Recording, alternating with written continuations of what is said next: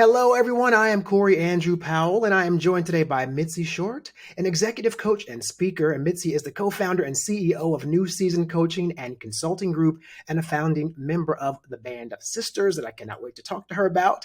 Now, Mitzi worked 25 years at PepsiCo in sales operations and marketing leadership roles, and she is the co-author of the book, You Should Smile More, How to Dismantle Gender Bias in the Workplace. Mitzi, welcome to Motivational Mondays. Thank you, Corey. It's a wonder to be here. Well, thank you so much. And let me just tell you, I almost started, giving it all away before we started recording. But your book, and I'm gonna hold it up because I want to make sure everyone sees it. It's an amazing book because you have put together so many examples of gender bias that are from the subtle to the most blatant. And I was shocked sometimes and sometimes not, because I was like, wow, we really just do that as a society. But before we begin, I would love for you to share what is the Band of Sisters and what brought you all together? So the Band of Sisters is a group of 6 colleagues who were at PepsiCo over the span of our careers, and about 10 to 12 years collectively there together. And so it's the 6 sales and marketing leaders that all together, I think we span 12 to 25 years with PepsiCo. And then we've all gone on to our other careers and careers in marketing, leading the marketing team for the NFL and Keurig and other organizations and other boards. And we came together, really started as a result of a dinner that we had, and we're reminiscing about the good old days. And then we're like, well, there's some things that weren't so good. And we thought, okay, well, let's talk more about this. And we started to think about what were some of the specific things. And we said, hey, we're at a point in our careers where we really want to be able to give back and to use our experience and exposure to make a difference.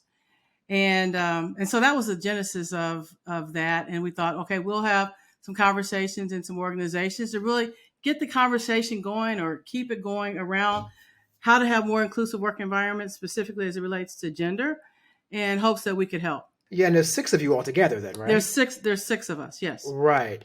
And what's fascinating is because, you talk about how you've all gone on to do such great things, but you still have these core memories of some things. And then you talk to millennials and Gen Zers, and a lot of those same things are still happening. So first off, when it comes to this book, I know that you broke it down into 3, I guess, segments. One is the person who's experiencing the gender bias. And then you also give some advice to whoever's witnessing the gender bias. And then you also give advice to the bosses in these corporations who maybe inadvertently don't even realize that they're administering this. And so you give them some actionable advice. Why was it important for you to include all those 3 elements? There's a lot of research out there around gender bias and how it happens, but there wasn't a lot of advice on what to do when you're in the situation. And we thought, well, who's typically in these situations that would be wondering what to do? Obviously, the female, the woman who was in that situation. But then there's bystanders that can have the opportunity to impact. And there's a lot of people who want to do something, but they don't know how. And so we thought it would be easy to provide insight for the bystanders as well. And then bosses, leaders, be they male or female, they have a key role to play in ensuring that gender bias is minimized and eliminated, and also workplaces are more inclusive. Yes, well, it's really effective because I had not even thought about those in segments. I thought when I read it, I was like, wow, this is like actionable advice for everyone. So then it becomes more Yes. of a societal response. Absolutely. If you will, right? Absolutely. Our thing was, it's not on the women to solve for this. It's on everybody to solve for this. It's together. And you'll see in reading it, it's not a shame or blame game. It's an awareness, and let's take action from where we are. Right. And as I mentioned, the subtlety, how you begin with some subtleties that we may not even realize we're saying or doing. And even in the first chapter, it begins with who's the new girl. And you have this whole introduction of the way that we assign the word girl to women. And I guess it's just sort of like an antiquated, I mean, it sounds like it's like a very 1950s, like, who's the new girl? It's like, but it's stuck. And here we are in 2022. And there are women who are like leaders with PhDs being referred to as like the new girl in accounting. So why do you think that is still so pervasive if that is something from so long ago and you're still hearing that being utilized now? Well, I think, part of it is because we let it go and we accept it, right? The opportunity is to say, there are really no girls in the workplace. They're women. And so if you're the woman, you can say, please refer to me as a woman or a lady. If you're a bystander, you could say, try to raise awareness. We wouldn't say the new boy in the mailroom or anything like that, right? So I think it's just a matter of not letting things go any longer, right? And recognizing that we call it lazy language impacts how people are viewed and can impact the person's confidence as well. Oh, that's a great one. Yes, because weeks ago I interviewed a reporter from MSNBC. She's on Morning Joe, Daniela Pierre Bravo, and she has a book called The Other: Claiming Your Power as a Woman of Color in Business. Mm-hmm. And she had some very similar situations where there's this almost like this the women feel like they've been minimized by the men in the room, and then to the point they start to accept it. You find them sort of fading more in the back, not contributing as much, and they almost sort of like just take it, if you will. Right. And then she talks about exactly the same thing. You have to not take it and come forward and make your voice known, or else you're going to just completely always be in the back. Right. And we often refer to them as micro solutions, right? There's micro offenses, so there's micro solutions. And if everyone takes action, then we can chip away at this more quickly. Yeah, yeah. And another similarity too that you address in your book that she also has, which is a same way of handling things. When you're faced with this situation, I thought this was great. You say to sort of almost say it back to the person. There's one example you give where someone may say something inappropriate, and what you do is you sort of give them the opportunity to realize how messed up it was. Yes. So Yes. one example that she gave was a young Asian woman was working. It was like her first day, and her own boss, who she reports to, said, "You look like a pretty China doll." And from that moment in that position, she could no longer get that out of her head, and she found herself disappearing in meetings because she felt like she was being looked at objectifiably as an object. And it made her not want to raise her voice. It made her almost not want to be seen because she felt like now she had this sort of obstruction in her opportunity and she didn't participate. And so it really impacted how she showed up every day. And she minimized herself in that Right. example. Yeah. And you say something very similar. You say back to the person, well, what did you mean by XYZ? Right. And that's why that's important not to let stuff go, right? We want to raise awareness. And so when you play something back to someone or help them understand what they said or what they're doing is actually a micro action, right? Aggression, then they begin to say, okay, now I understand, right? Bring it to the Yeah. awareness. And then you say, well, how can you help us change? What action can you take to support something in the other direction? Yeah.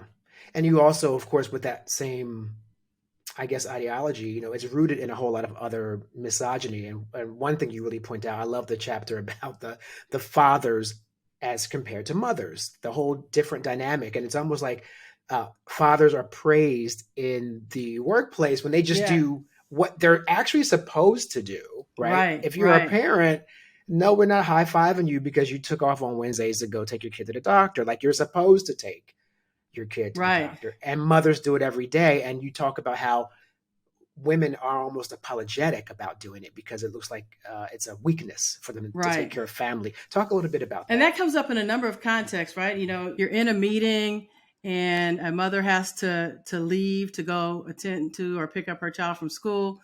And there's a tendency to feel like, oh, I've got to, apologize for that, where we're finding that our male counterparts was, hey, got to go pick up Johnny and end the story, right? And so really making it so that there's no shame, this is only a woman's responsibility, but it's a parental responsibility, and be male or female shouldn't be looked upon in a negative light. And we shouldn't make assumptions for female leaders that, she has a child, so she may not be wanting to take a promotion because it requires a move, where we don't have that same bar or standard, or we don't make that choice or assumption for the male counterparts oftentimes. Yeah, it's funny. That's one of my favorite chapters. I'm not like just saying that to you because you're here. I think it was chapter. I think it was chapter 16. Wait, I got it. Yeah. I think, and you talked about the assumptions, and it was about like, oh, well, she's just gotten engaged, and then but if you put before that the prefix of she'd be great for this promotion, but that was an assumption. Her being engaged has nothing to do with if she is right for this promotion or not. So that has nothing to do with anything. Just offer her the promotion and she'll work out what she needs to work out to do the Exactly. job. Offer her that opportunity, right? What are That's the qualifications? What are what's the leadership qualities, the functional qualities, the skills that you're looking for in an individual? And if that person meets those, they can choose whether they want to move or not, but don't not offer them the opportunity because assumptions that we make. Yeah, that's a really powerful one. And I had to think of my own mom, who I love dearly. I'm an only child. She's raised me as a single mom. Okay. And I thought about her when I read your chapter about the Superwoman syndrome. Yes. Because mom had that syndrome ever since I was born. And she had 4 siblings, and she pretty much was the glue that held everyone together on top of working 9 to 5, putting a roof over my head. But that can burn women out as well. Right. So talk a little bit about that. So you really have to be mindful of that and think about, what is important for you to do in your role to get ahead, and not try to do everything.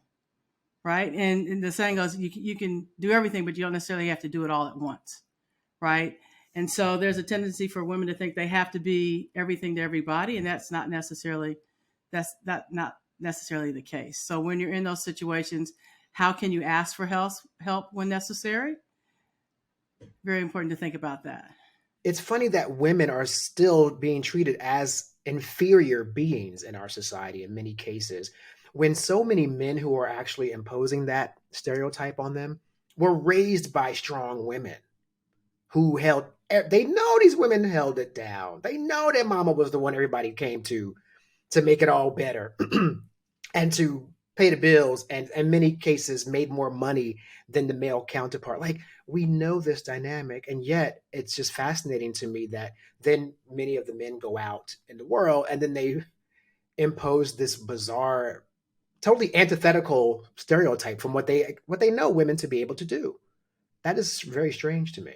When we had our conversation at dinner and subsequently over the next 21 months, and we checked with millennials to say, hey, this is the experience a while ago. Is it still relevant today? And we found out more and more that it was. That's how we get to it's not just on women. It's on men to help do this. And we're not going to assume that every man is intentionally creating gender bias, but it is being created. So we are calling men in to say, we want to raise your awareness. We want to let you know, look, this didn't happen overnight. Not big stones, but brick by brick. But we got to start doing something, right?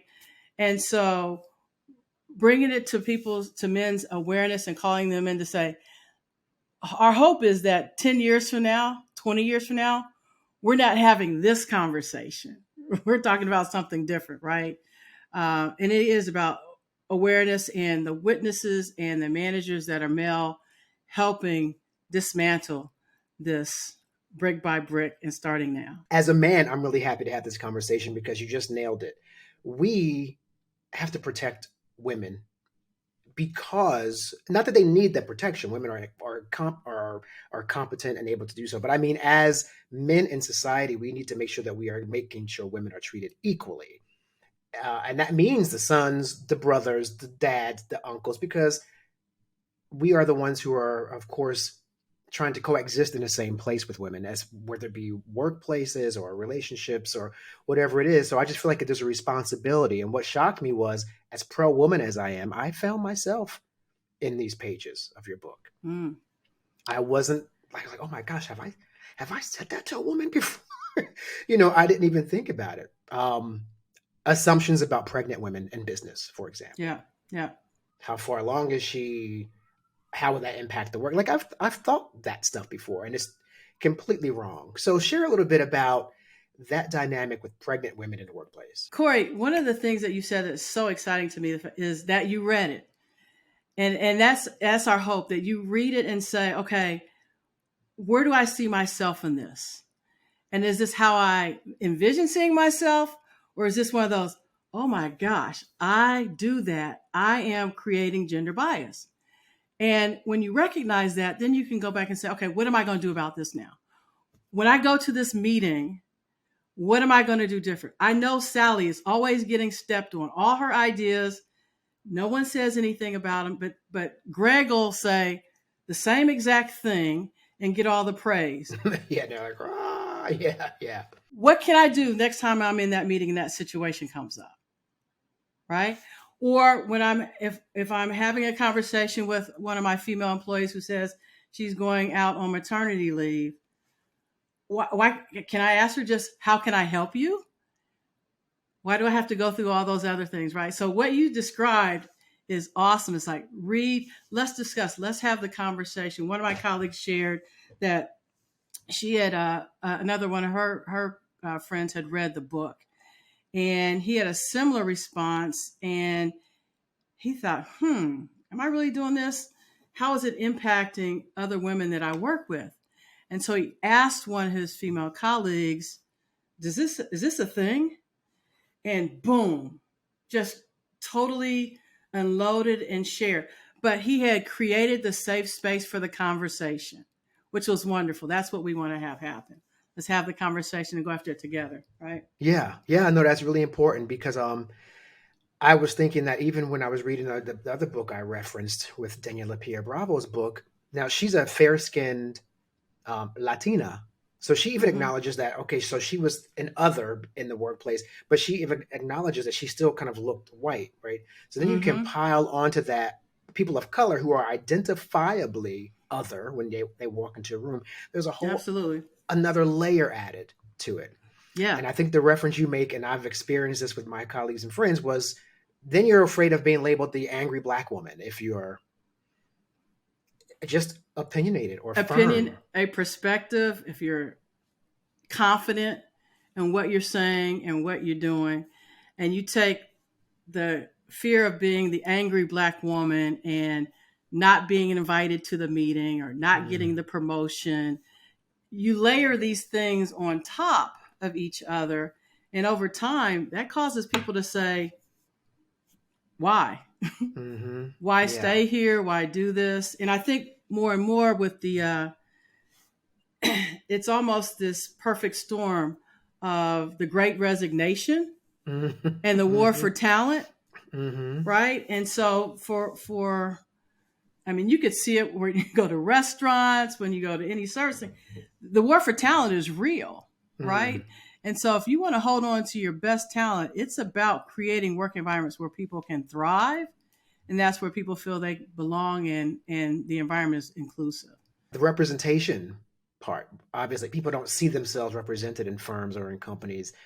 That is a big red flag for them not to want to be there. So I think that, that's a big positive that we're seeing a trend towards. But I do wonder how many companies are just like checking a box, like, okay, I got two Chinese people, one white, one black. Okay, we're done with diversity versus really putting the work in, Yeah, you. and I'm not sure if you have No, an I'm experience with like you. that. You hit the nail on the head. I actually had a conversation yesterday. I was actually coaching two clients, and they talked about how the number of women in their organization had increased, Mm, but the representation of women in senior roles throughout had not mm, necessarily.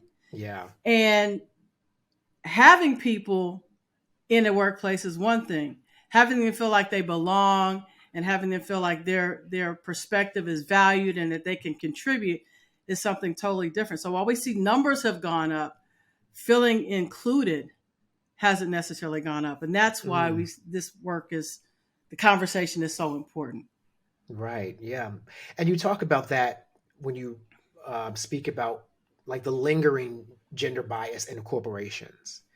and why they should want to address this issue. Now that's one element right there. You want people to be more inclusive, but talk a little bit about just more of the importance of why more corporations need to, not just with women, but just get out of the old like mentality of corporate white males are the only ones voices that matter. Why is that important?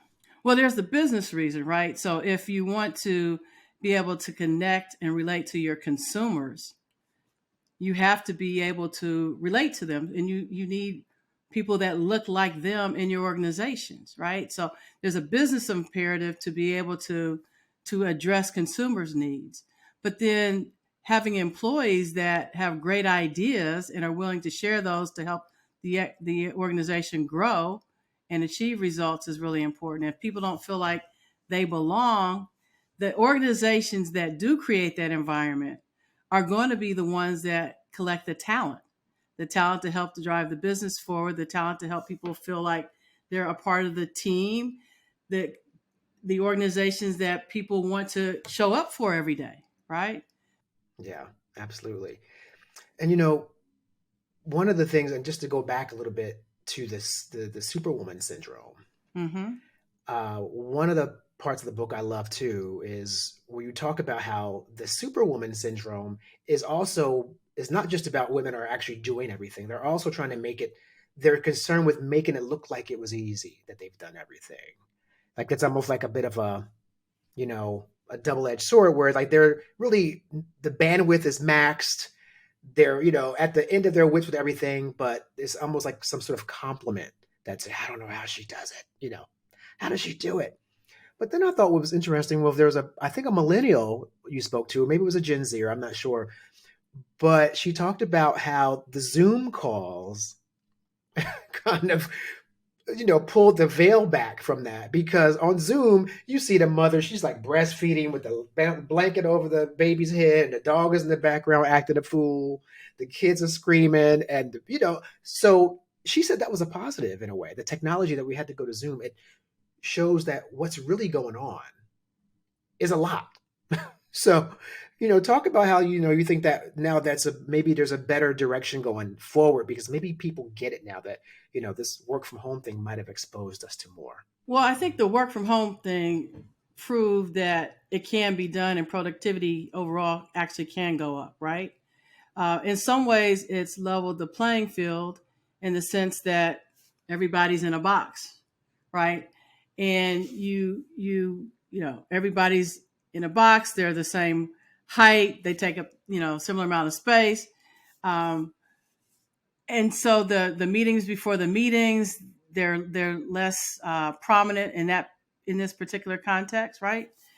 And I think in some ways, it's shown the people side of leaders and other employees, because they see people in their different environments, right? I think there's the other side of that is if people make assumptions and judgments about people based on that, then that's a challenge. I think the other key thing too is to be present and to show up and to be engaged when you're on Zoom as if you were in person. I think that's important, because if you're not, then again, you might be disadvantaged from a share of voice perspective. Mitzi Short, co-author of You Should Smile More: How to Dismantle Gender Bias in the Workplace. Thanks for being here today. I really appreciate the fact that you've read it and you've actually taken it on, and you can see yourself in it, and you're helping to share the word and pass the message along. That's exciting, and it's been my pleasure to be on the show, and glad to have you join the band.